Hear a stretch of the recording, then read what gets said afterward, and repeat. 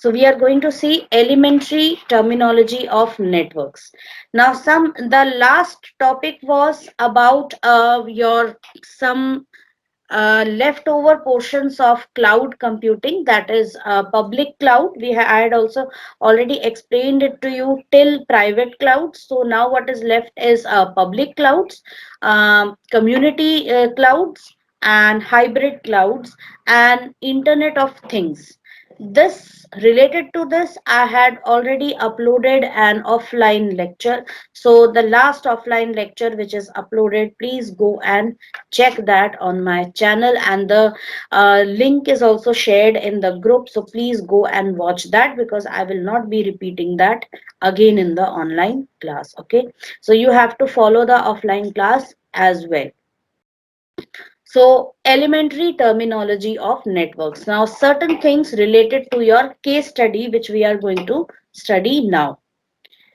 So firstly, switching techniques. That is how data travels along the network, how data or voice signals travels. Okay, how message is sent from source to the destination, and because it has to be done, the message has to pass through multiple nodes in between, that is multiple computers in between. Hence, there has to be some type of connection which has to be established between source and destination, and that method is known as switching techniques.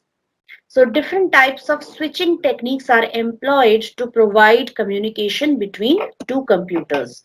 These are circuit switching, message switching, and packet switching, out of which packet switching you are already familiar with, because that is the type of message switching which takes, sorry, not message switching, that is the switching technique which is used by TCP/IP in sending messages from the source to the destination computer, where data travels in the form of packets. One message is divided into multiple chunks, and each piece is known as a packet, which takes up the best possible route from the source to the destination, and it travels along that path and reaches the destination.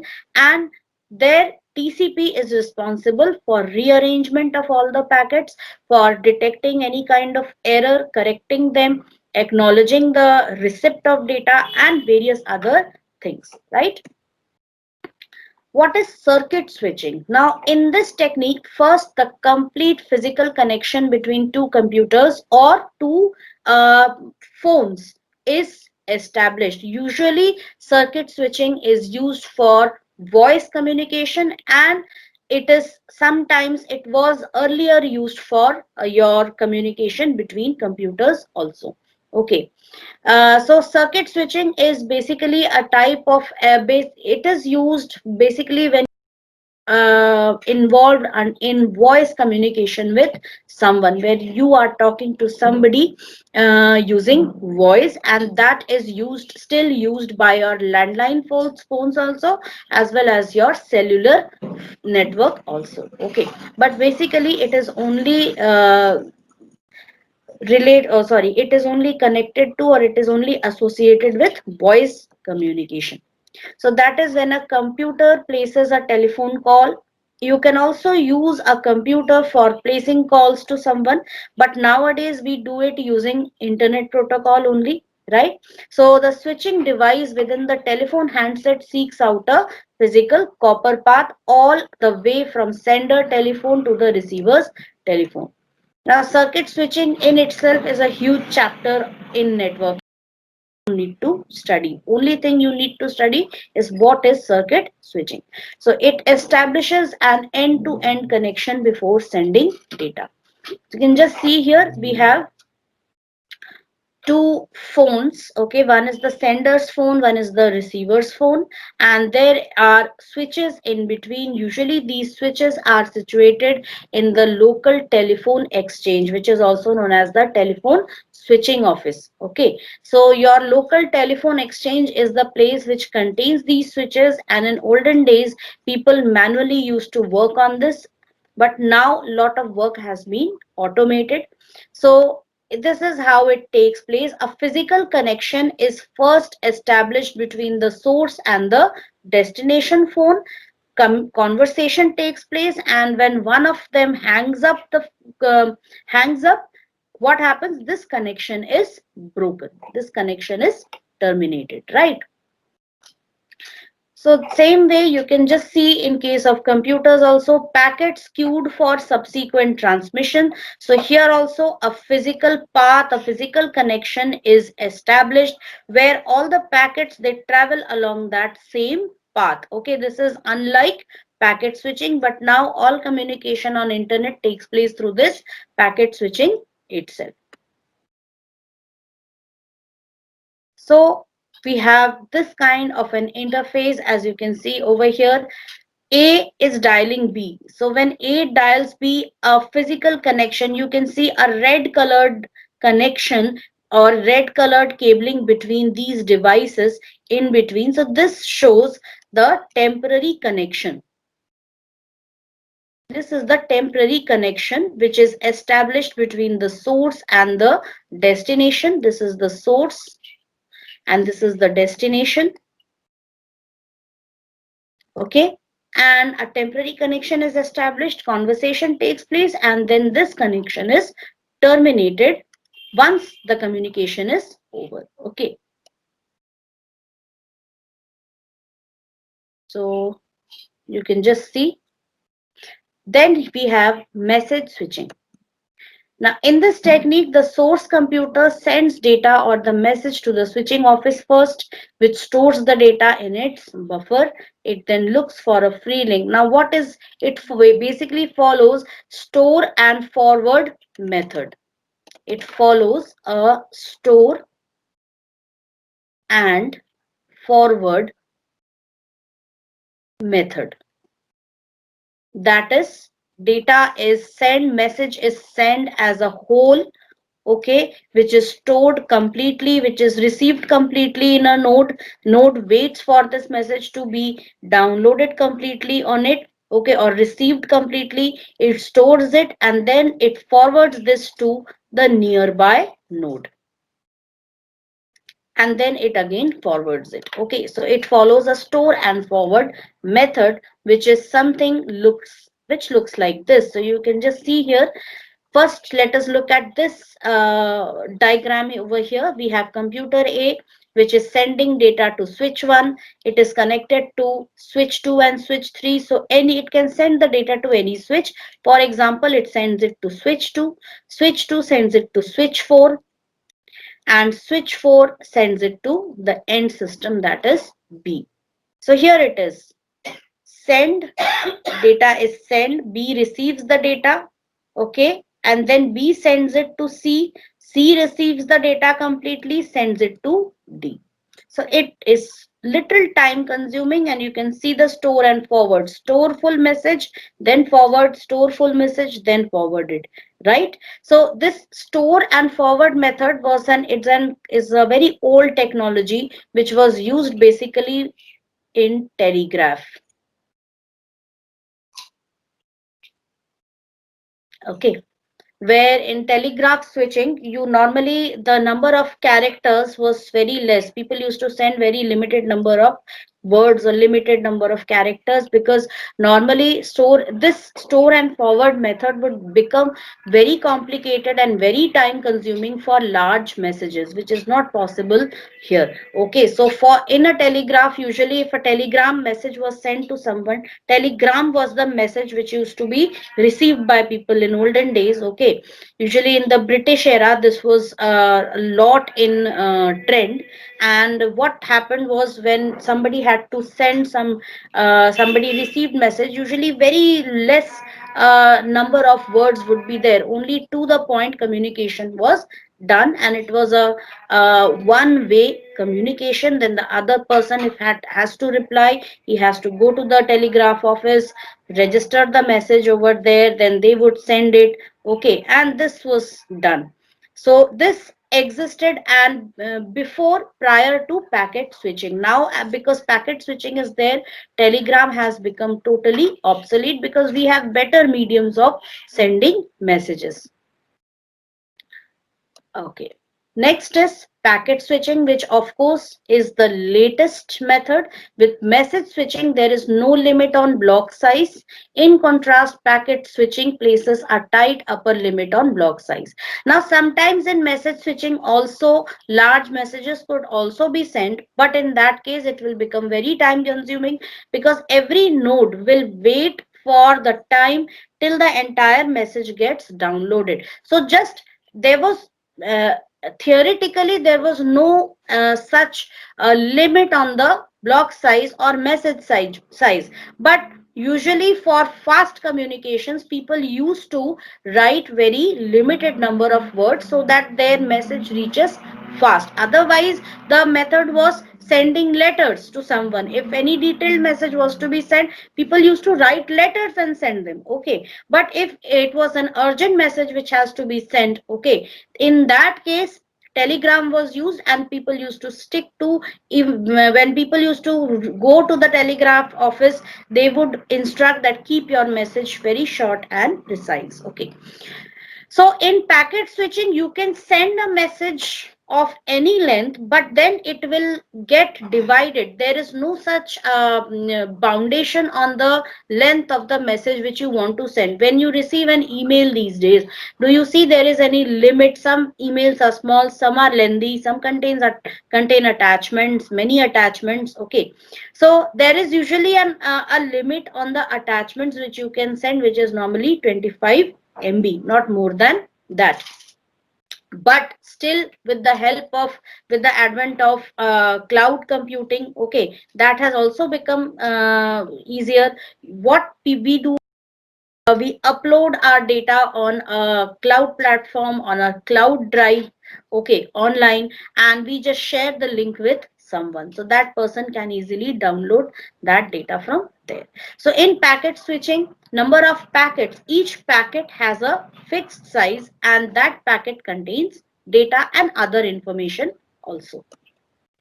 A fixed size of packet which can be transmitted across the network is specified. Data packets are stored on the disk in message switching, whereas in packet switching, all packets of fixed size are stored in the main memory because packets are small, so they just get received and they are forwarded. Incoming messages are just forwarded to the next router. This improves the performance. Hence throughput is also improved, that is in less time more work is done, or more data transfer can be performed within less time, and with this throughput is improved. This is a small animated gif. You can just see how message it gets. Okay, so usually packet routing is like this. You can see one system, the source is sending data packets to the destination system, and the packets take up any route to travel. Every packet will take up any route to travel and reach the destination. Next is very important, network topology. So we are going to study network topology next. What is topology? Basically, topology is, it is the method of connection or method of connecting network devices and nodes.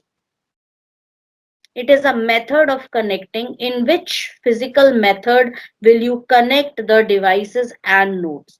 And not only method but also the structure. It also defines the structure in which the devices would be connected, and each structure has its own set of advantages and disadvantages. So you can just see something over here. There is a bus. Systems are connected in a bus like form, ring, star, tree form. So pattern of interconnection of nodes in a network is called topology. Depends upon following factors. That is, it affects the choice of media and access method, minimization of installation cost. This is the most important thing. Why? Because most people would want maximum work to be done within less cost. minimizing distances. Topology should allow for easy reconfiguration of network. That is, in case in future we need to change something, we need to add new nodes or computers or network devices, that should be easy, not very costly. Why? It should not be like I have to change the entire infrastructure to just install two more computers. ऐसा नहीं होना चाहिए. दो computers और जोड़ने हैं तो आसानी से वो जुड़ जाने चाहिए network में without making major changes. Not only that, changing arrangement of furniture, internal walls, cablings, etc. That should also be kept in mind. If in future these things should not be changed. Allow fault location detection and isolating it. So allow location of fault and detecting that and correcting that. That should be very straightforward and very easy. It should not be like if there is any kind of fault, entire system stops working. We have to also keep in mind that we have to let matlab, even if one of the systems is not working, the rest of the network should still continue working, and we should be able to figure out quickly which system is the one which is not working or where in the network the fault has occurred. So all these factors have to be kept in mind before deciding upon the network topology which is to be used.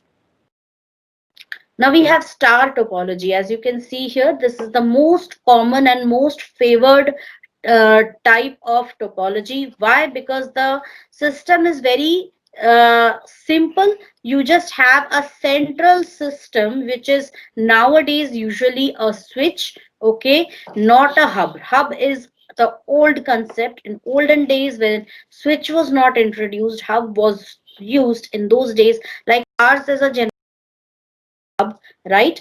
But now you will mostly find switches. There are no hubs which are used these days, specifically because hubs are what? It is they perform broadcasting of data, right? That broadcasting of data is absolutely eliminated in switches.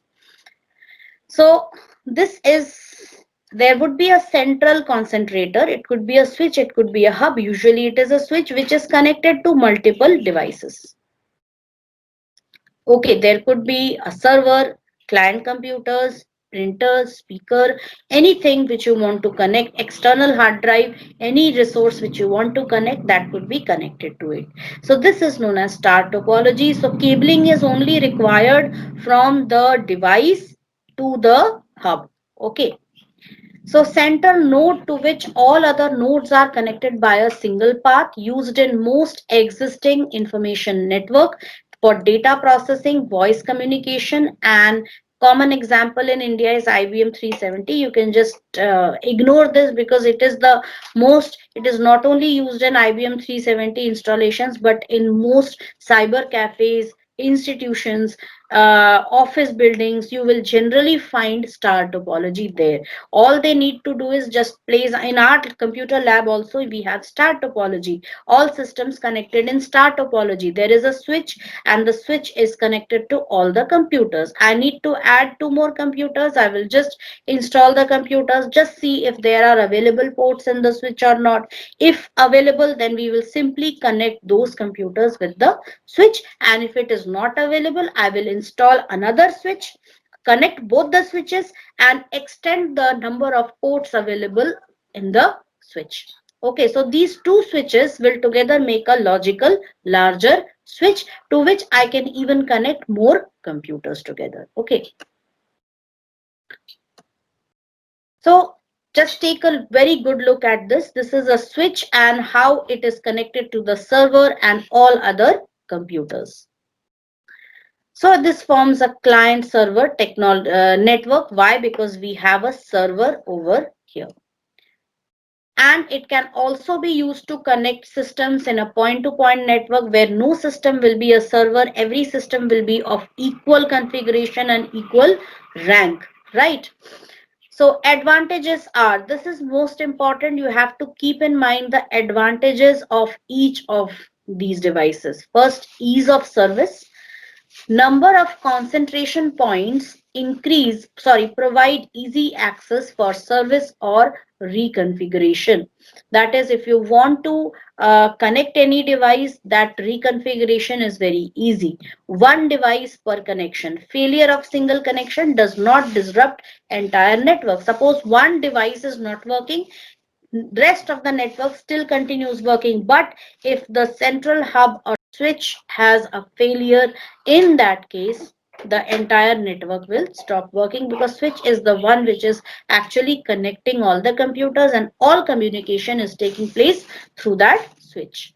Centralized control, problem diagnosis. So this gives a centralized control over it, and problem diagnosis is also easy. Switch se pata chal jayega, because there are LED lights which are blinking. Okay, and if you just see that a particular port is connected, there it has a connection, but that LED light is not blinking, so you can easily figure out which system is not working. Okay,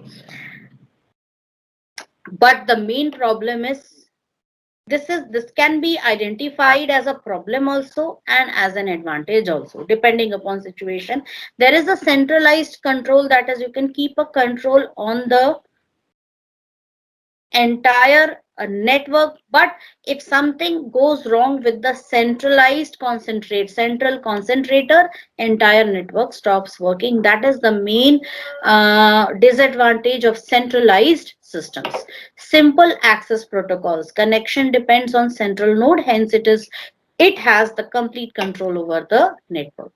Some disadvantages: long cable length. So you have to draw the cable right from the switch to the, so each node is directly connected to the center, hence large quantity of cabling is required. But that much of cabling is much lesser than others, that is graph, tree, or even mesh topologies. Okay, so hence that is kind of, because its advantages are more than the disadvantages, hence this is the most preferred type of network.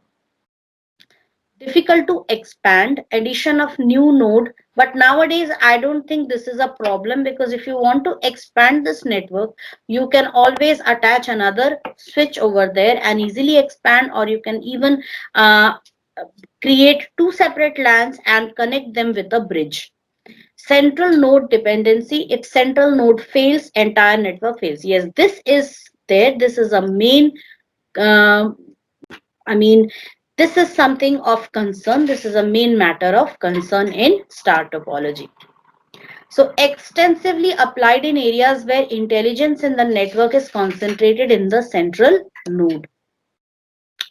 Next is bus or linear topology, which is much cost effective than star topology, but there are its own set of pros and cons also. So you can just see how a bus topology looks like. So you have a central cable, a main cable, which runs end to end, and at both points it is stopped by a terminator. Okay, terminator is a special type of connector which does not connect more devices, but it helps in extending the network. If in case you need to extend the network, you can just attach a repeater over here, and you can extend the length of the cable, and you can attach more computers. So terminator is basically used to prevent attenuation or loss of signals. You can data is traveling in the form of electrical signals, so it should not bleed out of this or leak out of this network, of this cable, of this transmission medium. Hence terminator is used at both ends, and it is connected to a server. And now see, these are optional. If you want that there won't be any server in the network, only nodes, that also you can do. But this kind of a network, they have used a server, they have used 5 workstations, as you can see, and they have used a printer. So it is just to show that there could be any type of devices on this, connected on this network, just like your star topology. Now what has to be done is, every device has to be connected with a cable right to this central cable. Okay, where the central cable is spliced, and this cable is attached to this central cable, right? So this becomes a bus topology. You might have seen a bus is usually linear. Every person is sitting one behind the other, right? So what is this? This is a bus topology. And what happens over here is, if suppose something goes wrong at this point. So suppose your electrical signals, if this server is sending a response to this computer, तो ये communication तो हो जाएगा. Okay, but if server has to send something to this computer, then that communication won't take place. Okay, so every device after this point will stop working and only this part of the network would be functional. And fault isolation and detection is also very difficult in bus or linear topology. Consists of a single length of the transmission medium, normally coaxial cable. On the, because coaxial cable can be extended to 500 meters at opposed to your twisted pair cable, which can be extended to barely 100 or 150 or 180 meters only. So on this, various nodes are attached, used in traditional data communication network. Host at one end of the bus communicates with several terminals attached along its length. Transmission from any station travels the length of the bus in both directions and can be received by all other stations. Bus has terminators at the end which absorb the signal. Data is transmitted in small packets. All points are quite we are familiar with. So now you can just see this is a small another example. Again, we have a file server here, a printer here, and 4 workstations, and there is a hub which is also associated, which is further connected to other devices. Now this hub, one end is connected to this LAN. Okay, ये एक LAN है and the hub is connected to this LAN. Now these 3 connections could be to single computers also, single nodes, or to separate LANs also. And one more, I can just show you sending frame to station 5. So what it does is, usually you can see this is how signal travels. If system 2 wants to send any data to system 5, it will send the signal and the signal is usually transmitted in both direction. Basically, it follows a collision detection algorithm and all systems are listening to this signal. Okay, so only the system which the signal is intended, because normally this signal will contain the destination address also. So the systems, all the systems are listening to the signals, and if a system 5 finds that the data, the signal is intended for it, so it will accept the signal, and to the rest what happens, the signal just gets to, it's transmitted in both directions and it is absorbed by the terminator. Some advantages: short cable length and simple wiring layout. Yes, cabling costs are highly reduced in this type of a network. Resilient architecture. Okay, what if you, all you need is a huge or a small room, and you just have to, like we have in our computer lab, right? All the systems, now although our computer lab is using a star topology where every system is connected to the switch, but we could have also followed a ring topology or a bus topology there, where every computer is connected to a central large central cable, and that would form a LAN. Okay, linear architecture makes it reliable and simple, easy to extend. Extending this network is very easy. I can attach additional segments. This is what we can do. We can attach additional segments by simply installing a signal amplifier known as a repeater, जैसे कि मैंने पहले बताया था. So just remove one of the terminators, install a repeater, and attach another segment and add computers or nodes to it. Some disadvantages: fault diagnosis is difficult. This is the most uh, I mean common fault of bus topology. It has a decentralized nature, hence there is no way of detecting. Then again you have to use a multimeter and you have to keep it at every point to understand where the electricity is not flowing. That means that point is what, मतलब एक एक point आपको check करना पड़ेगा, so that is time consuming. Okay. Fault isolation is difficult. Faulty node must be rectified at the point where node is connected. Repeater configuration. Backbone has to be extended using repeaters. Nodes must be intelligent. There should be some way of deciding who can use the network at any given time. Okay, because every device can send the data. There is a possibility every device can send the packets at the same time, and there is high chance of collision. Hence, some kind of a collision detection mechanism has to be used. Okay, we have there are multiple such algorithms or protocols which are followed. One of them is CSMACD, right?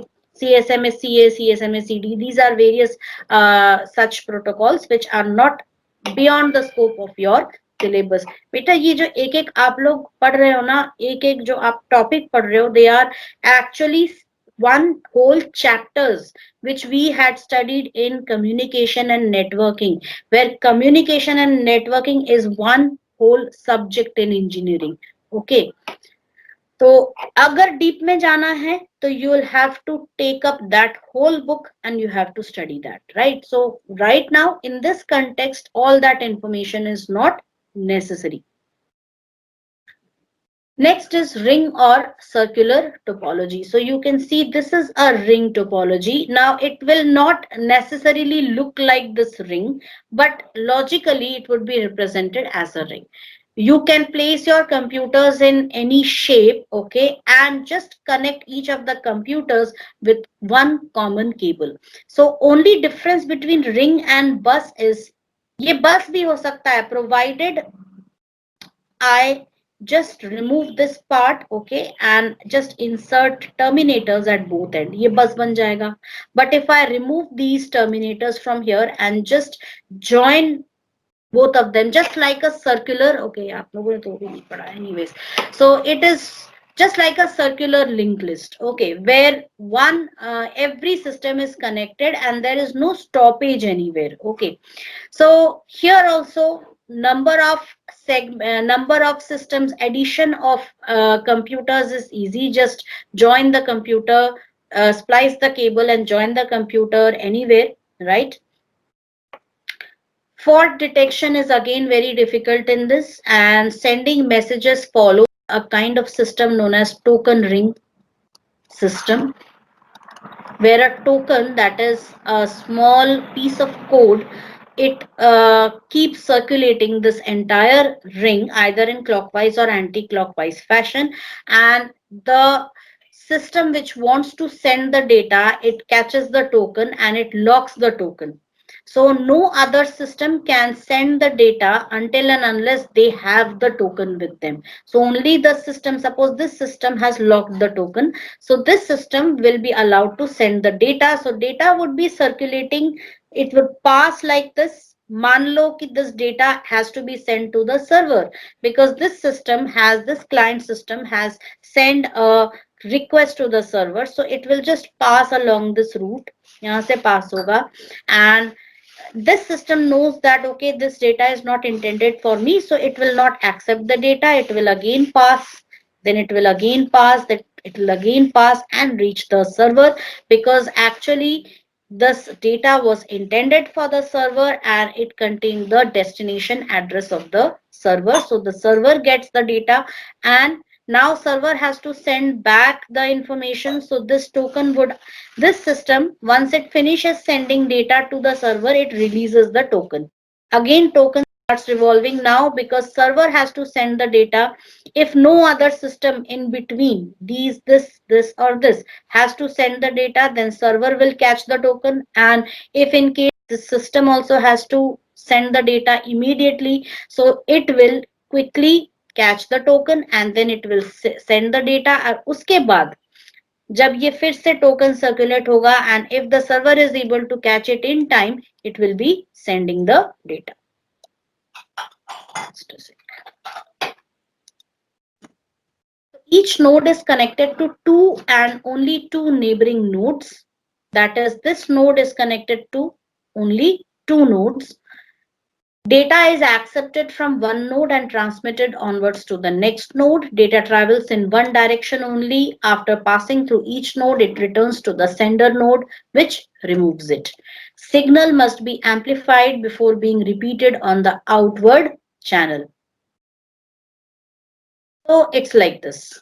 You can just see ये token receive हुआ. Okay. Now it is sending the data. So this is how it takes place.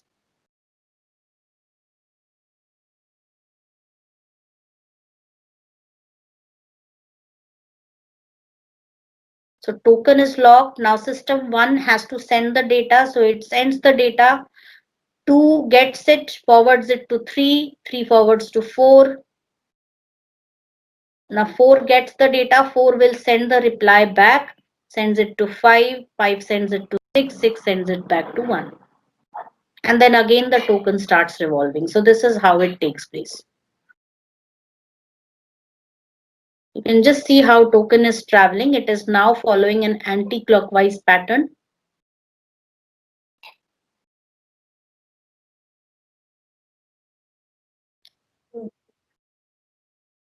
A transmits frame address to C.